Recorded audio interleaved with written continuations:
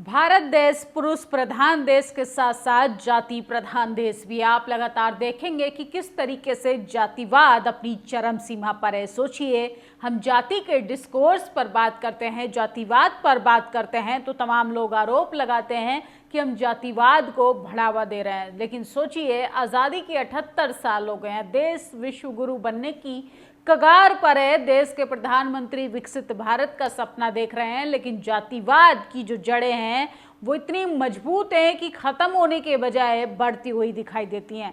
सोचिए, कुछ दिन पहले खबर हमने आपको दिखाई थी कि जेलों के अंदर भी जातिवाद होता है। किस जाति का कौन सा कैदी है उसके साथ वैसे ही ट्रीट किया जाता है।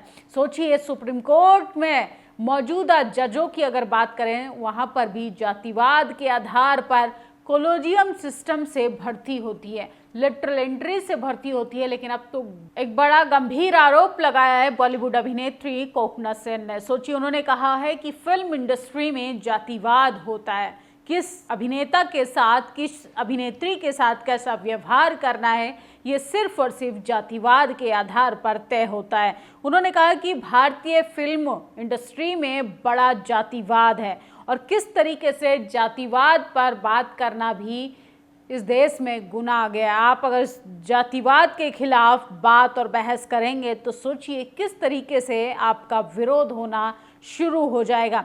फिल्म इंडस्ट्री में जातिवाद और वर्ग के आधार पर भेदभाव किया जाता है, वहाँ जाति और वर्ग के आधार पर तय किया जाता है उन्हें कहाँ बैठने की इजाज़त दी जाएगी और कहाँ नहीं। तो सोचिए, फिल्मी अभिनेत्री ने ये गंभीर आरोप लगाया है और सोचिए, कुछ खबरें हम आपको ऐसी बताएंगे कि आपके दांतों तले उंगली दबाने लग जाएंगे। सोचिए, आपके रोंगटे खड़े हो जाएंगे, आप सोचने पर मजबूर हो जाएंगे कि जब हमें धर्म बचाना हो तो हम हिंदू, हमें मोदी जी का गुणगान करना हो हम हिंदू, हमें किसी पार्टी का डंडा और झंडा उठाना हो हम हिंदू, और सोचिए अपने लिए धार्मिक जुलूसों में पिटना हो, डंडे खाने हो तो हम हिंदू।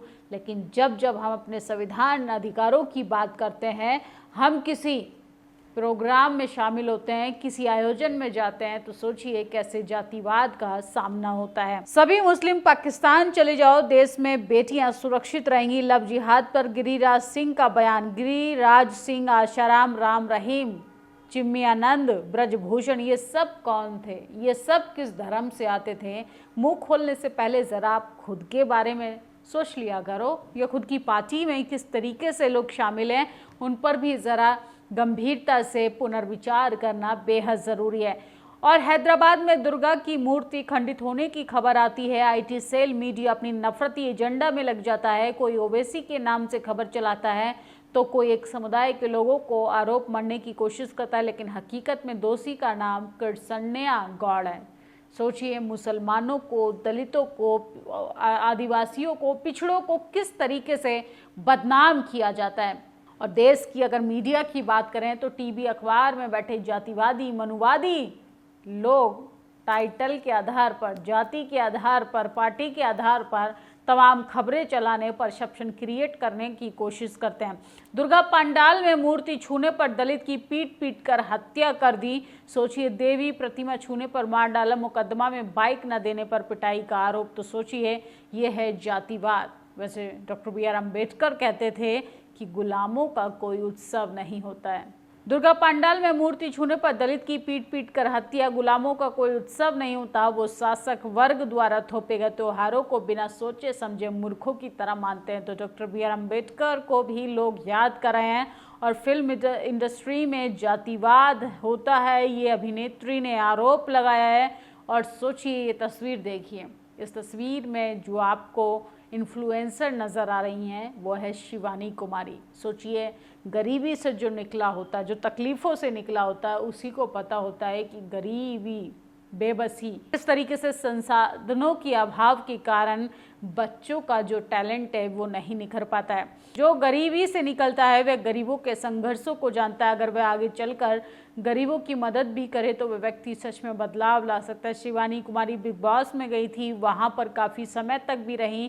वहाँ से उनको जो कमाई हुई उसने गरीब बच्चों की पढ़ाई के लिए और बच्चों की साइकिल लेकर उन्हें दी। लोग शिवानी कुमारी जैसे हो जाएं तो टैलेंटेड बच्चों का टैलेंट निखर कर सामने आएगा। तो सोचिए, शिवानी की काफ़ी चर्चा होती रहती है और सोचिए कुछ जातिवादी लोगों का कहना था कि शिवानी बड़ी गाड़ी में कैसे चल सकती है।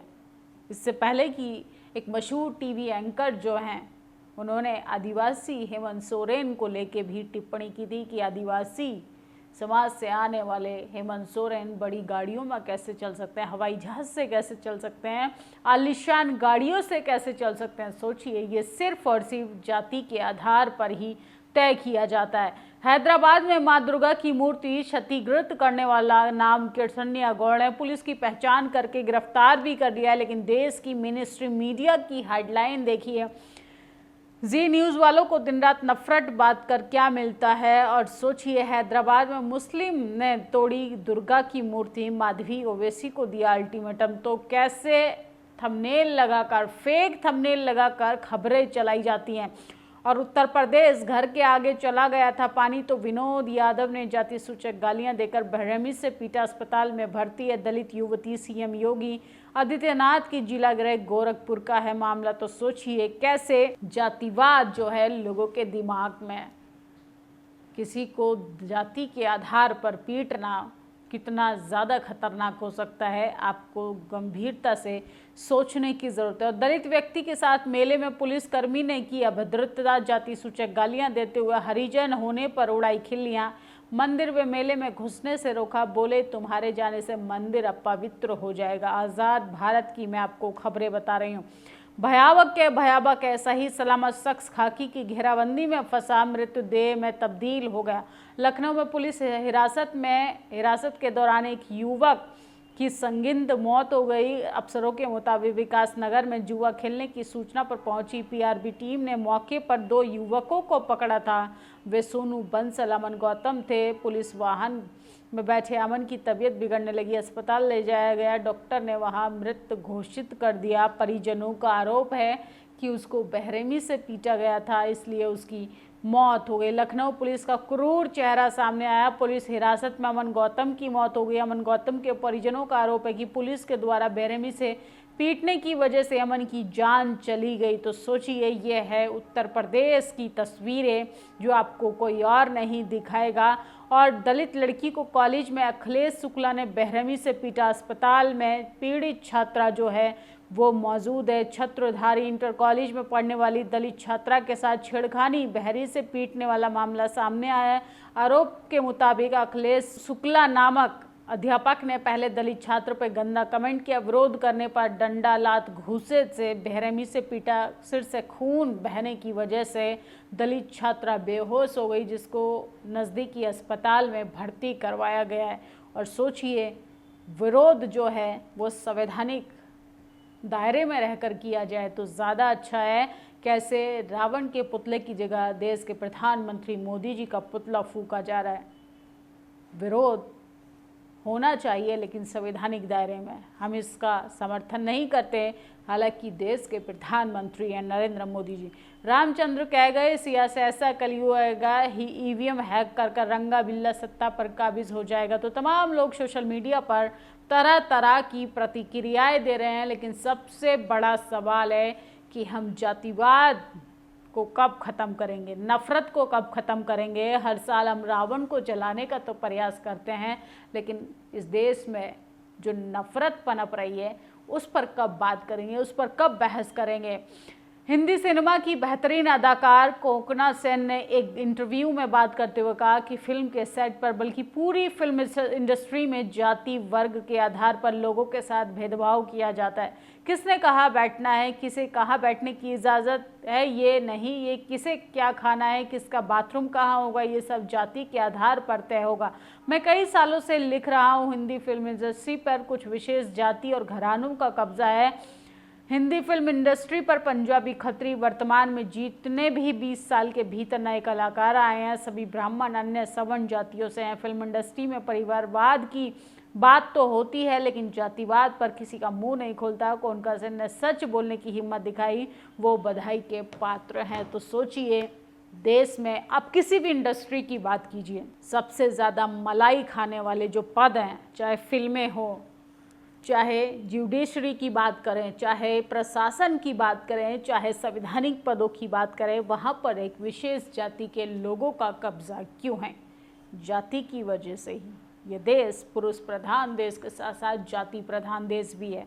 इन खबरों पर आपकी क्या प्रतिक्रिया कमेंट बॉक्स में ज़रूर बताइएगा। हम हर साल रावण तो जलाते हैं, अपने अंदर की बुराइयों को, अपने अंदर के जातिवाद को, अपने अंदर के मनुवाद को कब जलाने की, कब खत्म करने का प्रयास करेंगे। शुक्रिया। नेशनल दस्तक की आपसे गुजारिश है कि अगर इसको बचाना चाहते हैं तो नेशनल दस्तक को सब्सक्राइब करने के लिए रेड कलर के सब्सक्राइब बटन को दबाएं, फिर बेल आइकन की घंटी दबाएं।